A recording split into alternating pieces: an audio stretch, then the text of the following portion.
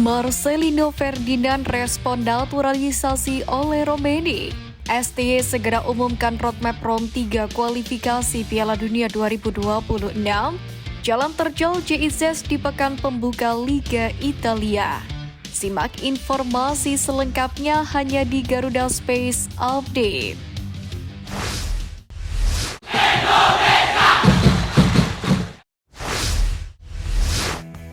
Drawing round 3 kualifikasi Piala Dunia 2026 menunjukkan Cina dan Timnas Indonesia tergabung di grup yang berat bersama dengan Jepang, Australia, Arab Saudi, serta Bahrain. Menanggapi hasil undian tersebut, netizen dari negeri tirai bambu banyak yang menganggap Cina akan susah lolos. Dikutip dari media setempat SCMP, memang hasil undian berat tersebut juga dikampaikan oleh sang pelatih Branko Ivankovic.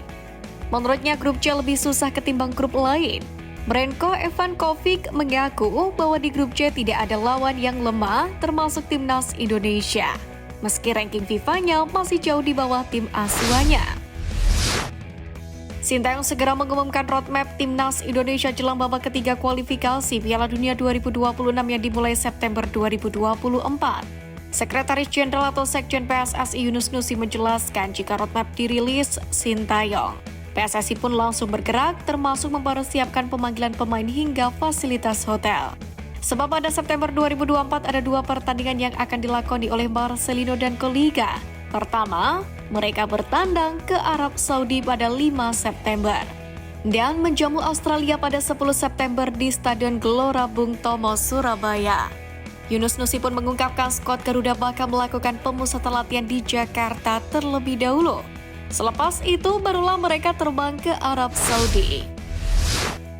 Bintang Timnas Indonesia Marcelino Ferdinand tidak mempermasalahkan jika nantinya PSSI mendatangkan pemain diaspora tambahan, yakni untuk mengarungi babak ketiga kualifikasi Piala Dunia 2026 zona Asia.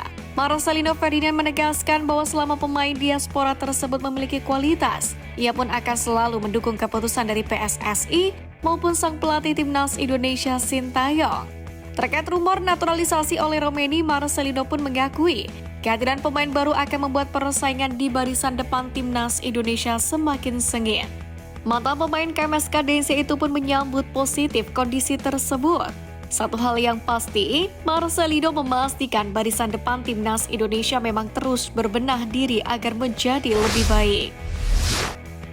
Setelah rehat sejenak, Timnas Indonesia U16 bakal kembali berkumpul untuk mengikuti pemusatan latihan di Yogyakarta. Tes tersebut dilakukan sebagai persiapan tampil di grup G kualifikasi Piala Asia U17 2025 yang mana akan dilangsungkan di Kuwait pada 23 hingga 27 Oktober mendatang. Lolos ke Piala Asia U17 2025 merupakan kewajiban jika Timnas Indonesia 16 memiliki mimpi tampil di Piala Dunia U17 2025. Seperti biasa, Piala Asia U17 dijadikan babak kualifikasi Piala Dunia U17 2025. Piala Dunia U17 2025 sendiri rencananya digelar di Qatar. Tidak seperti biasa yang hanya diikuti oleh 24 negara, jumlah peserta Piala Dunia U17 2025 kini naik 2 kali lipat alias mencapai 48 negara. Slot Asia pun bertambah lebih dari 2 kali lipat, dari yang awalnya 3 menjadi 8 negara. Berhubung Piala Asia U17 2025 diikuti oleh 16 negara, maka Timnas Indonesia U16 hanya perlu lolos ke perempat final untuk menyegel tiket Piala Dunia U17 2025.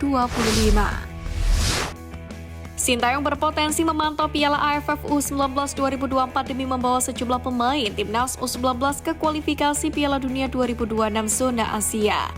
Menurut sang asisten Nova Arianto, Sintayong dikabarkan pulang ke tanah air pada Minggu 21 Juli. Kebetulan, saat Sintayong kembali ke Indonesia, di tanah air sedang berlangsung Piala AFF U19 2024 di Surabaya, yakni pada 17 hingga 29 Juli. Penting bagi Sintayong untuk memantau langsung aksi skuad asuhan Indra Syafri, sebab bukan tidak mungkin ada pemain yang sesuai selera Sintayong kemudian diandalkan untuk tim senior di babak ketiga kualifikasi Piala Dunia 2026 zona Asia. Terlebih Piala AFF U19 2024 juga akan menjadi ajang pertaruhan penyerang FC Dordrecht U21 Jens Reven. Jika tampil oke di Piala AFF U19 2024, maka peluang Jens Reven dibawa ke tim senior pada September 2024 pun terbuka lebar. Polemik kiper Martin Paes untuk membela timnas Indonesia akhirnya sedikit menemui titik terang. Mantan exco PSSI Hassani Abdul Ghani menjelaskan duduk perkara soal kasus Martin Paes yang hingga kini belum juga tuntas. Menurutnya kasus Paes seharusnya melewati FIFA terlebih dulu sebelum akhirnya bisa dibawa ke CAS agar disidangkan. Terlebih sampai saat ini belum ada konfirmasi langsung dari FIFA apakah banding Martin Paes ditolak atau tidak. Hassani Abdul Ghani pun menjelaskan kasus tersebut masih bisa diselesaikan dengan memuaskan. Sebab dia melihat ada celah peraturan yang dibuat oleh FIFA. Bahkan Hassani menyarankan PSSI untuk terbang langsung ke markas FIFA di Swiss untuk menyelesaikan kasus Martin Paes. Sebenarnya kasusnya adalah hanya telat beberapa bulan saja ketika membela timnas Belanda kelompok umur. Itu pun disebabkan oleh COVID-19, tinggal kita nego. Kalau ada yang lebih teliti datang ke FIFA. Bila perlu sekarang terbang ke FIFA ketemu tim legal. Saya melihat ada beberapa celah dari regulasi yang ada. Tegas Hassani Abdul Ghani. Jadwal musim baru Serie A sudah resmi dirilis. Pekan pembuka akan dimulai bergulir pada 17 Agustus 2024. Klub JZ yakni Venezia pun akan membuka kampanye Liga Italia 2024-2025 dengan menghadapi Lazio di pekan perdana sebagai tim promosi. Jika tak ada aral melintang, JIZ sangat mungkin untuk berduel melawan striker andalan Lazio, Ciro Immobile. Ini akan jadi ujian bagus dan berat buat Izes, mengingat Immobile pernah 4 kali menggondol gelar Coppa Coniere, alias top skor kompetisi Serie A. Pengalaman menghadapi striker top dunia bakal menjadi modal positif bagi JIZ untuk memimpin perjuangan timnas Indonesia di putaran ketiga, kualifikasi Piala Dunia 2026. Dua pemain keturunan Emiliano Jonathans dan Jairo Riedewald tengah menjadi perbincangan publik lantaran dikabarkan segera dinaturalisasi oleh PSSI. Melansir dari laman transfer market, harga pasar Emiliano Jonathans saat ini berada di angka 6,08 miliar rupiah. Angka ini sama besarnya dengan beberapa pemain timnas Indonesia seperti Justin Hubner dan Ivar Jenner. Akan tetapi angka ini masih terpaut sangat jauh dengan harga pasaran Jairo Riedewald. Sang pemain memiliki harga pasaran di angka 52,14 miliar rupiah. Harga pasaran ini sama seperti harga pasaran Tom Haye. Melihat dari segi kualitas dan kematangan, jelas Jairo Riedewald menjadi opsi yang lebih baik. Namun untuk melihat realistis dan rencana jangka panjang, Emiliano Jonathans dapat menjadi pilihan yang tepat. Menarik untuk menantikan siapakah pemain keturunan yang akan dinaturalisasi PSSI untuk timnas Indonesia berikutnya. Bintang timnas U16 Indonesia Muhammad Zahabi Goli dengan terang-terangan mengaku mengidolakan Egy Maulana Fikri. Hal tersebut didasari dari beberapa alasan. Goli mengaku terkesima dengan kontrol bola yang dimiliki oleh Egy Maulana Fikri. Kedua, adalah adanya kesamaan memiliki kaki kuat kiri. Menariknya, Goli rupanya memiliki sebuah mimpi besar terkait karirnya. Pemain milik Persija Jakarta itu ingin bermain untuk klub asal Spanyol Barcelona FC.